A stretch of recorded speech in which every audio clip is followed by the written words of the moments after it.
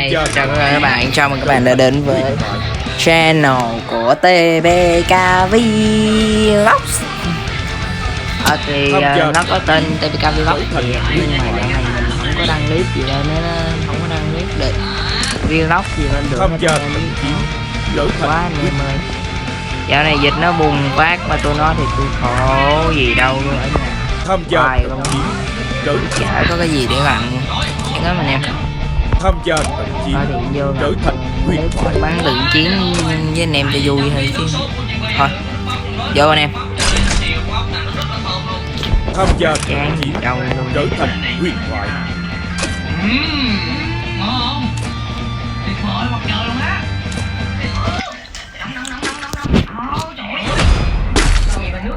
ai hả 500 kéo cho vuông nè.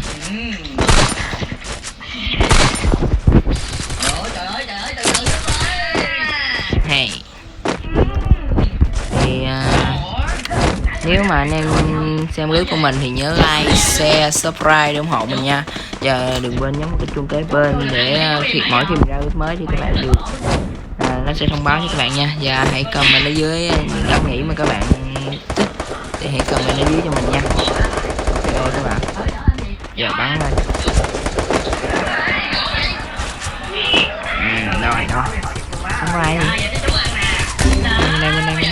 Bên đây hey. Học mà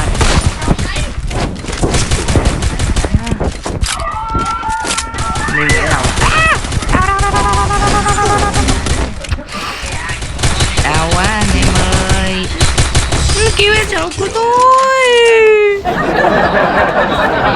Nãy giờ tôi bắn thua mấy trận rồi đó anh em, không hiểu sao nay tôi bắn kỳ ghê luôn.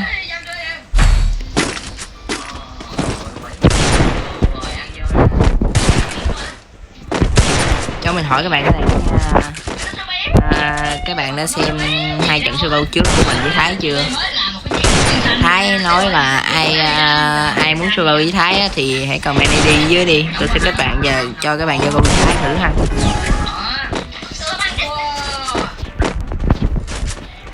Comment nhiều vô tôi sẽ kết bạn.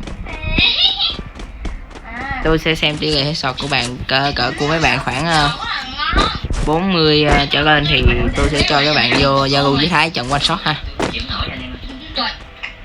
Ồ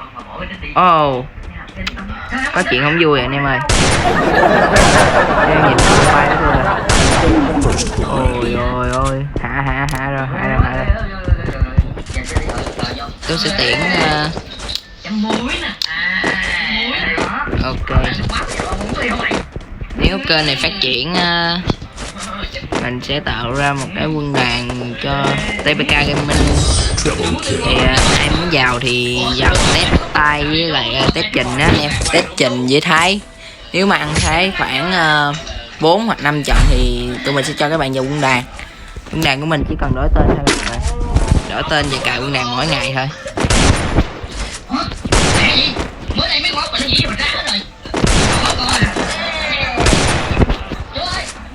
Kênh phát triển mình mới kiểu mà nếu kênh mình phát triển thì mình mới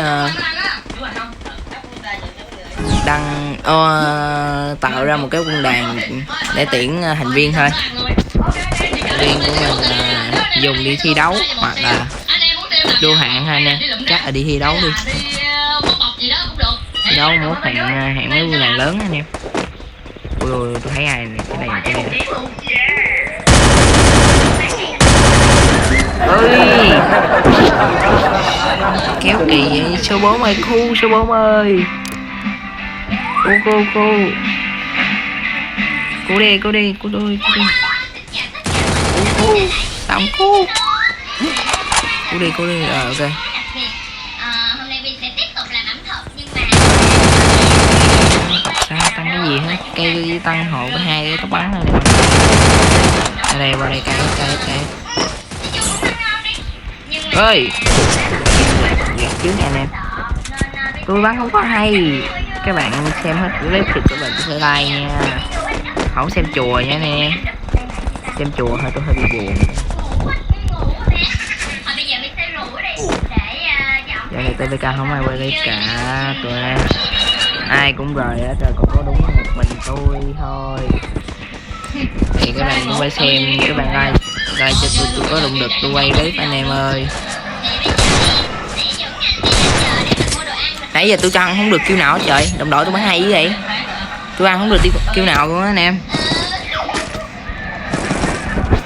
Ủa?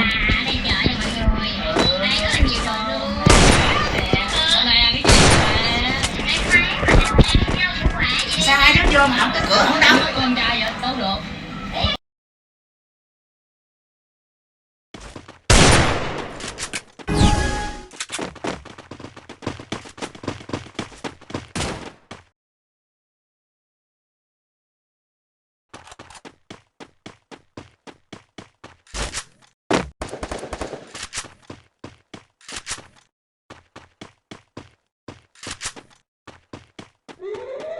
Theo tôi nào. Rồi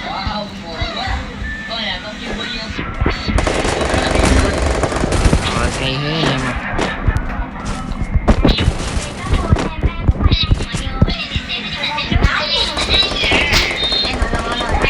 Dân thôi. Ủa kỳ á, tôi dân luôn mà. Ăn bên hai nhà lắc nữa. Đây là tỏi với ớt nè. Chứ chẳng này. Này cái chén. Cái tôi phải đi vô chạy tập bánh mua này cái chén. Đây để vô lấy còn một cái gì cho tôi ăn á. Tôi mày hai. Cho tôi đi cho mình. Tôi xin. Đó.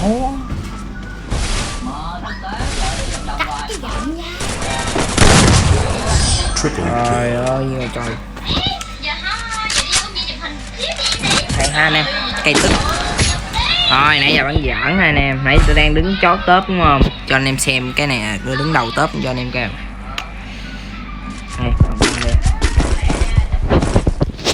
Đúng rồi anh em nói tôi bắn dở này, bắn dở nọ. Ra tôi bắn dở thiệt.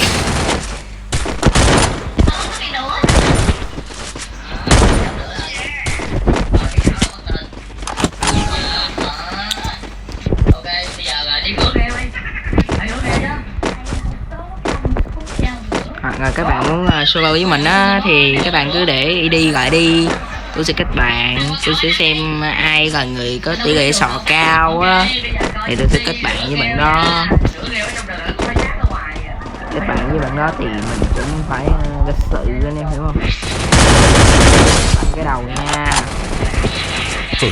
Rồi.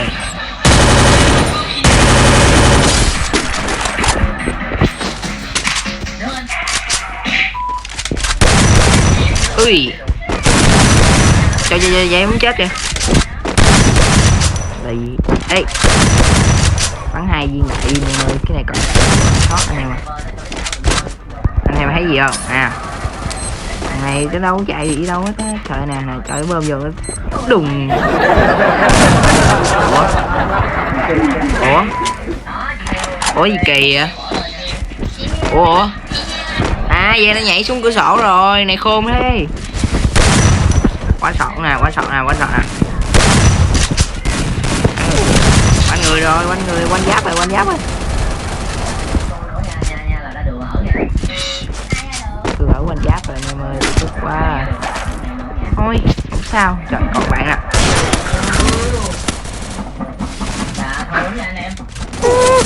Đừng có ra cao nè, đừng có ra trời ơi. Nhưng mà không có ai với bà này hết trơn á, cho tôi ăn sáng còn nghèo hết. Hay quá anh em ơi. Thôi hai bé to đi.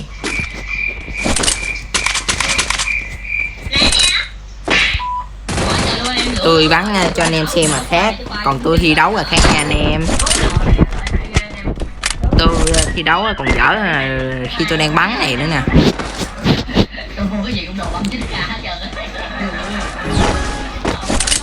Anh em nhớ like, share, subscribe để ủng hộ mình nha. Ok, để tôi làm cái bấm cho tôi là chuyên nghiệp cái vụ này luôn. Ok anh em, bây giờ Đức sẽ làm nước mắm nha anh em. Theo tôi nào. Ui, đông he, đông he, đông he, đông he.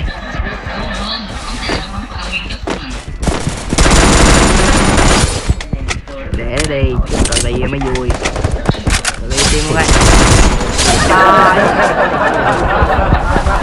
nó bỏng được full đỏ luôn á anh em, pha nó full đỏ luôn á. Chết đi, team chết hết đi, team thua đi. Để tôi thể hiện lại cho anh em xem một lần cuối. Team chết đi, đâu có đung. Team mình mất cửa rồi em ơi. Cứu tôi. Giết nó.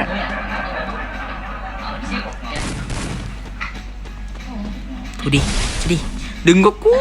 Thôi thôi, ăn nhiều, giảm thiểu trí tuệ. Nhưng mà trường hợp này thằng Tốt thì cần phải ăn nhiều. Cái gì vậy? Kẹo nè. Nói gì vậy? Team bên kia không ai bắn hay hết ta. Đang hứng lắm, mà anh em coi kìa. Buồn quá anh em ơi. Cái lúc mà mình bắn không có ai á thì mình ra đầu, ra đạn là vô đầu. Không phải đầu kia, không phải đầu ở trên nha anh em, đầu gối á.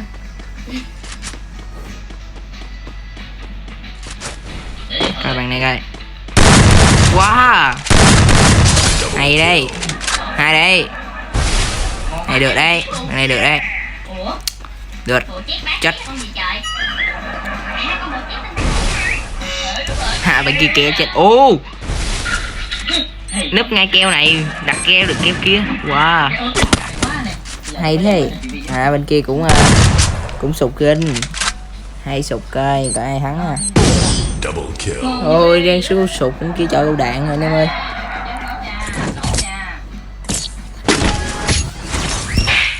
Pha cân 4 nè.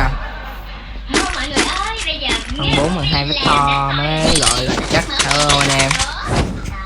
Tôi không biết đặt keo ngồi, tôi biết đặt keo đứng thì tôi không biết đặt nè.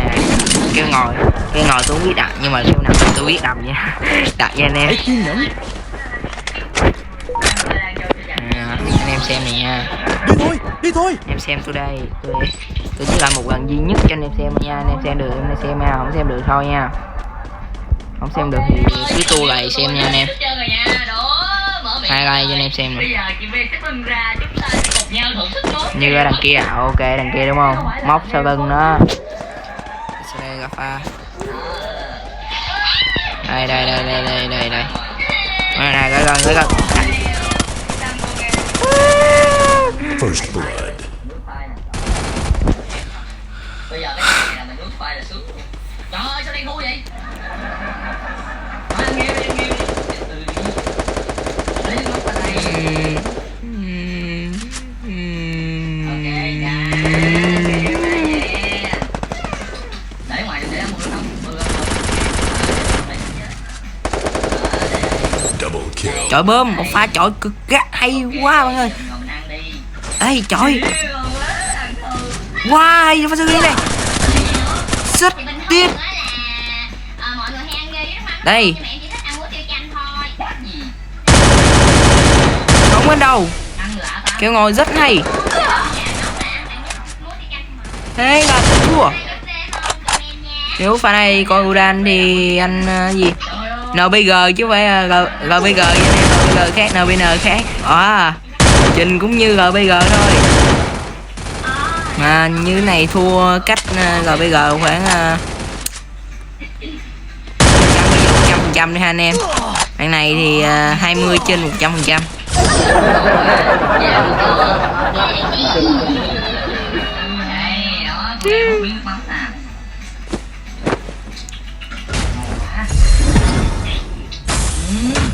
Còn sao đâu. Thôi tạm biệt các bạn nha. Nếu các bạn thích video này thì hãy để lại một like, share, subscribe để ủng hộ mình. Có thấy mình hài hước hay gì anh em cũng ủng hộ mình nha. Bây giờ thì tạm biệt anh em thôi. Bye bye.